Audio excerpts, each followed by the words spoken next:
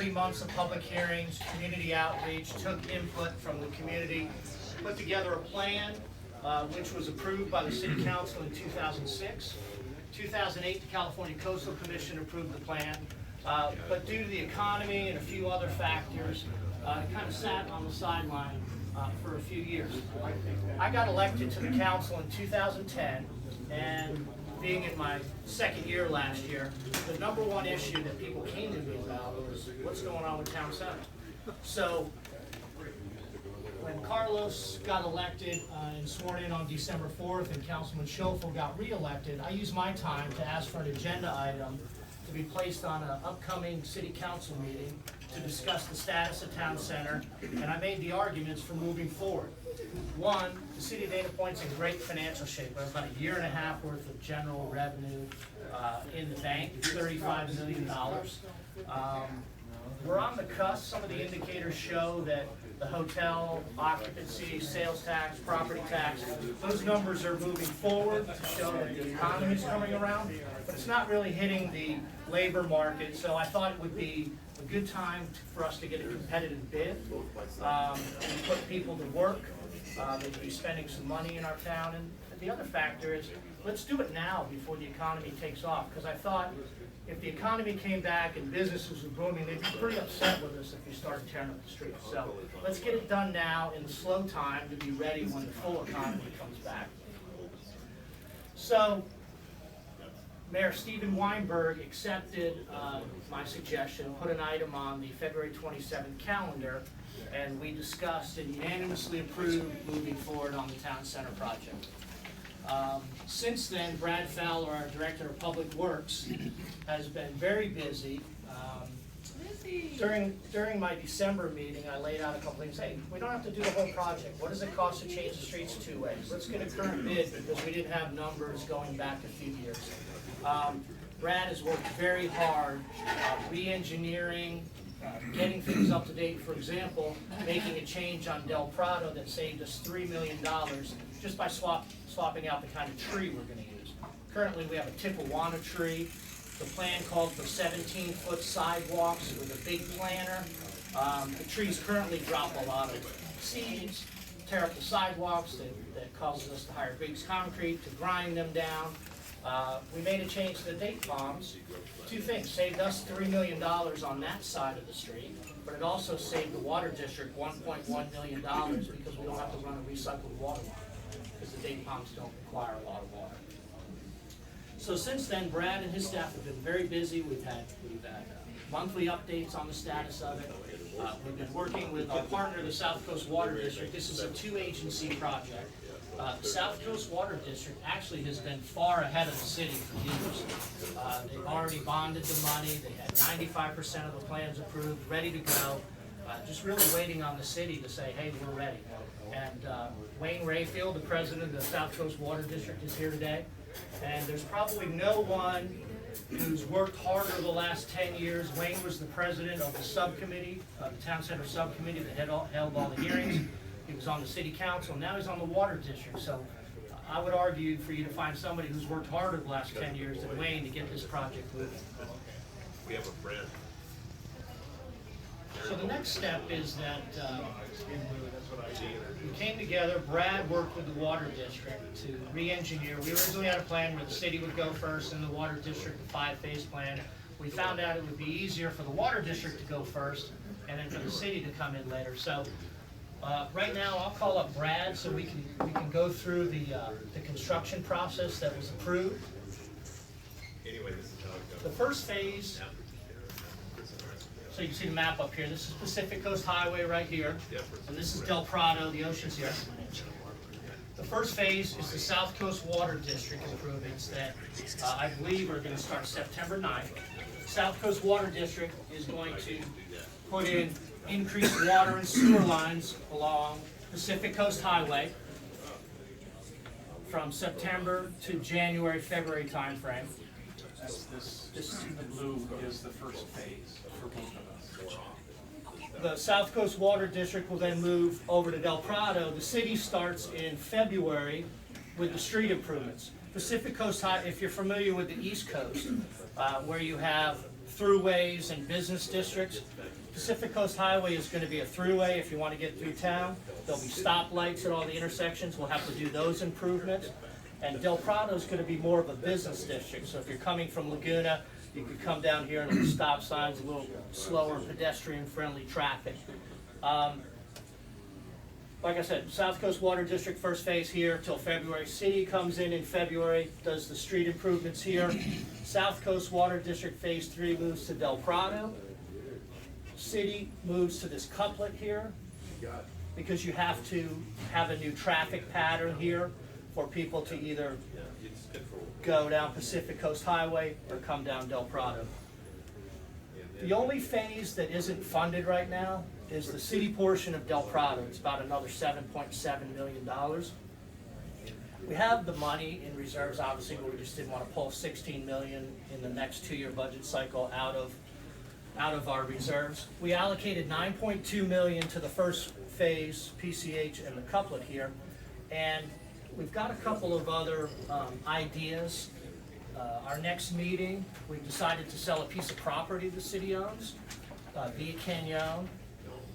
It's due to have a public hearing on September 17th. Estimates anywhere from $3 to $6 million in value. We'll see what the bids come back in. That could go to replenish our reserves. The other good thing is our reserves have actually increased $3 million this year alone. Like I said, the economy, the global economy with our travelers coming, we've added $3 million to our reserves this year alone. So we're in a great financial shape. We just have to finish the funding for Del Prado. We're gonna have a briefing by the city manager in the spring. We probably have to allocate the money by the summer to keep the construction going. We'll end our part here in October. So everything that the water district will be complete, the city on Pacific Coast Highway and this couplet will be complete, all by October of 14. The only thing we need to identify is the $7.7 million to finish Del Prado. And like I said, we'll have a briefing in March by the city manager to give us a financial update. We've got a piece of property that's up for sale.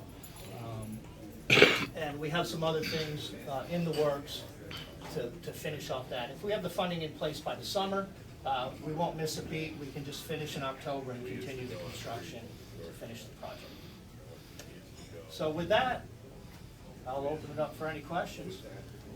Do we have to go to Del Mar on this project at all? Brad and Wayne, I know the priority is to keep a lane open at all times. It won't be shut down. 2 lanes, most of the. There will be access the whole project. Part of what we're doing is, while we have 3 lanes of one-way traffic, it's a lot easier for South Coast Water District to come out and do their water line and their sewer line. Most of the time, we'll be able to keep 2 lanes open. We are gonna, there will be some times where it will be 1 lane. In fact, South Coast Water District, do you want to talk a little bit about your outreach or say a few words? Sure. Or would you like me to cover whatever you would like, sir? Morning, everyone. As Bill mentioned, the week of September 9 is when the shovels go in the ground. The first element of the construction will be down coast side of Golden Lantern, and that will be really starting on storm drains, which we're doing on behalf of the city, because it's easier to have the same contractor do our pipes and the storm drains at the same time. So that's where we're starting. And we, next week, will be walking that area, or some of our staff, to talk to the business owners and let them know what the implications are. That happens to be one of the more complex areas for the construction, and that is one of the areas, as Brad and Bill mentioned, that will likely go down to only 1 lane for a while, PCH. The rest of the areas may have the same kind of lane closure, but most of the lane closures, as we move up coast along PCH, will be 1 lane. And we'll begin then talking moving up to talk to all the business owners as we get closer to their schedules. We will also be mailing material out to the residents in the area, and we'll be placing ads in the various local newspapers, not just Dana Point, but Laguna Beach, Laguna Niguel, San Clemente, San Juan, Capistrano, because we do have a lot of people from those cities who come through Dana Point. So we're trying to get everybody on board. Of course, we'll have information on our website. We're using social media. So if you want to track it and you're not signed up, I would encourage you to go to our website, scwd.org, sign up for either Facebook, Twitter, and you can get, or just email, and you can get information that way. I don't know, is that what you wanted me to cover? And I see. Perfect, thank you.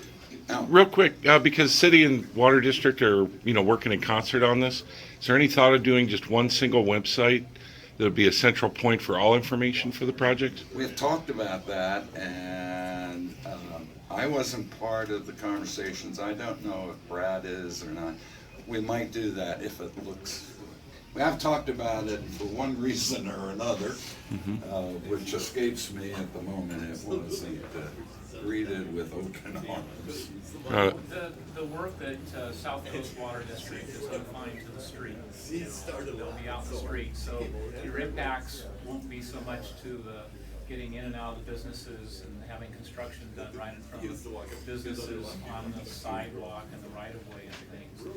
It will be just the traffic control. That's our big challenge, is to make sure that we can keep the traffic flowing through Pacific Coast Highway and then down on Del Prado reasonably well, while they're putting a line in the middle of the street in some cases, or off to one side in other cases. The problem with the storm drain is it actually comes and it crosses, and the manhole's right in the middle of the street. So that's why we're gonna have to shut it down for probably just a few days for one lane going in this direction. But most of the time, we will have two lanes going. We may take the parking lane and use that for a vehicle lane at times, but we want to try to reduce the impacts of people to the best of our ability. Yeah, two last thoughts. On the lane closures, we're going to try to limit those to the hours from 9 a.m. through about 3 in the afternoon, so that we're not closing lanes right at major commute times. And secondly, we will have a hotline, so that if people have a telephone hotline, so if people have questions or complaints, concerns, whatever, they can reach a live human being. Last I checked, they were alive. So they can reach a live human being on the phone. So let's get into why we're doing the street improvements and sort of the vision for the town center. If you look at the drawings of the plans over there, the vision is to have a dense urban downtown like you'd see on 3rd Street, Santa Monica, or El Paseo and Palm Desert. The 19-foot high first floor retail, 2 levels of either condos or offices above, 0 lot line, widen the sidewalks, outdoor cafes and shops.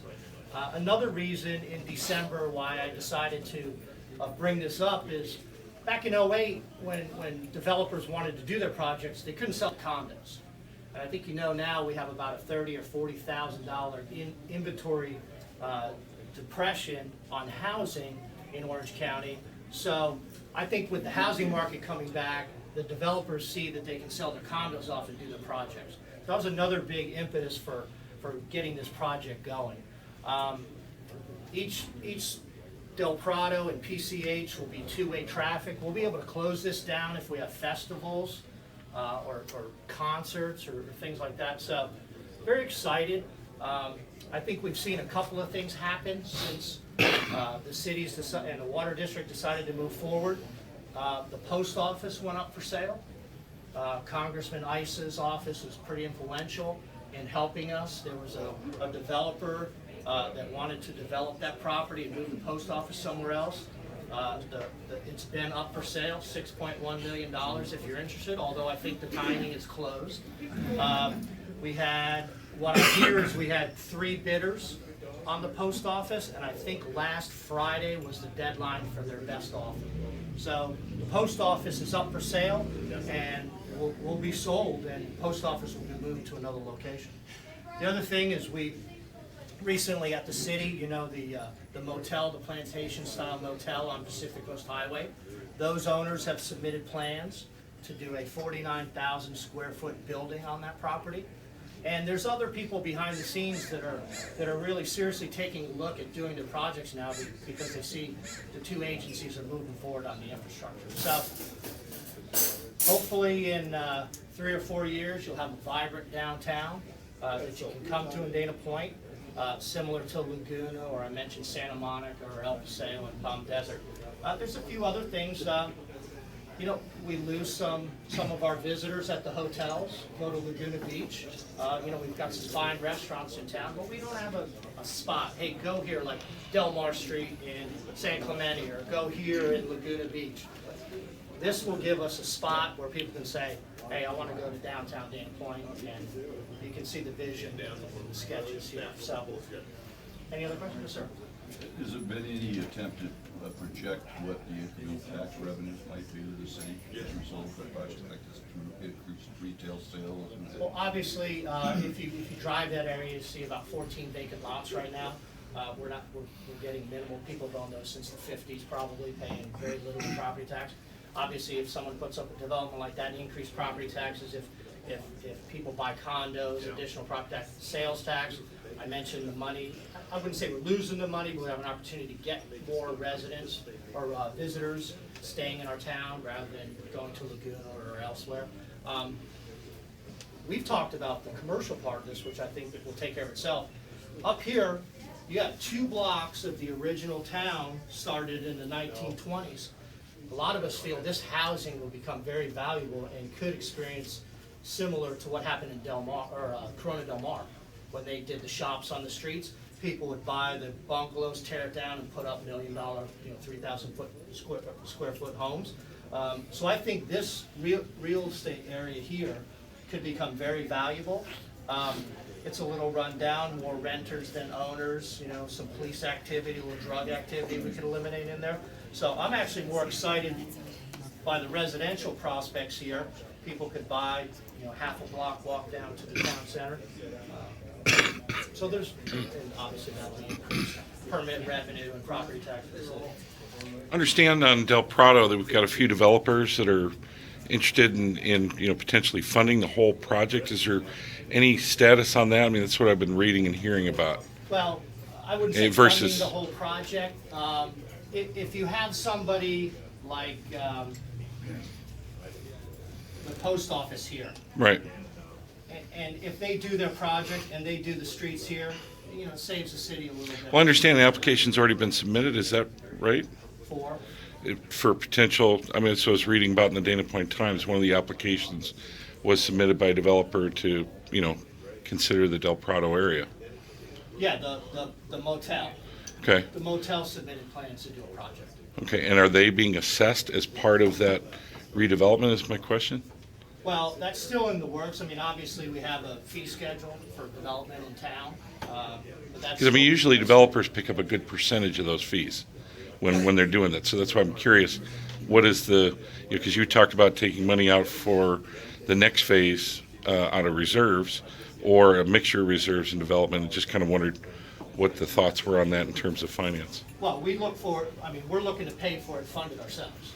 100% city funded. Well, that's the plan right now. Okay. But there are applications, like if the post office goes here, they may be doing this. We don't want to wait on the developers, let's put it that way. We've been waiting on the developers since 2008. Okay. And nothing's happened. So my view, at least, is the city, we want to get this done. Any thought? There will be, I believe, we'll be taking to council a developer impact fee. Yeah. That will help offset some of the city's costs as development comes in. Good. To town center. And I just might add to that on the South Coast Water District side, our costs are about $5.5 million.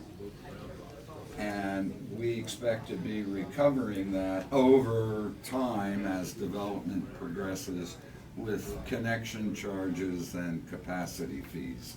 So the residents and the customers of the water district are not footing this bill over time, but the developers. Right, and we'll recapture a lot of money. I mean, the reason we're doing this is to invest in this area, so it looks like this, and we'll have property tax and sales tax and other things coming in, permit fees coming into the city, so it works itself out. Two-part question. How many additional residences are projected to be in there, and how many additional businesses? Then, second part, are there any holdout property owners that aren't willing to do anything? Let's take the second question. That's a good one. Let's take Just curious, because I can't imagine that would happen. And are they present? Yeah. We'll take the second question first, because that's the Okay. easiest one. Yes, there are. All right. But all we can do as a city is zone it to the highest and best use, and it's up to the private property owner if they want to develop it or sell. I mean, that's all we can do. Brad, do we have an estimate on retail space? Let me just, if I could, obviously, we still have 14 vacant lots in the town center area. We had 18 when the city incorporated. And this island in here became, no man's land because of the Caltrans effort to do that. So obviously, any of the vacant lots will be available for development. We have an active developer here, this area, here around the post office, here, and here right now that we're working with. So there's about a half a dozen properties that we're working with right now in various stages. One of which has submitted, is going to the Planning Commission fairly soon after they do the environmental documentation. So that's, and that's, as Councilman Brough has said, that's really been helpful now that we are seeing the economy turn around and they're seeing that we're serious about doing this project. In the original estimate for the density build-out, with the new zoning for the town center, my recollection is there are about 228 new residential units that could be accommodated with a 40-foot height and a 3-story building. Is there any possibility of the city? What was the question, Bill? Eminent domain. Yeah, I've seen that used in other cities. Absolutely not, I would say. I do want to commend the council for, getting this moving this year. You guys really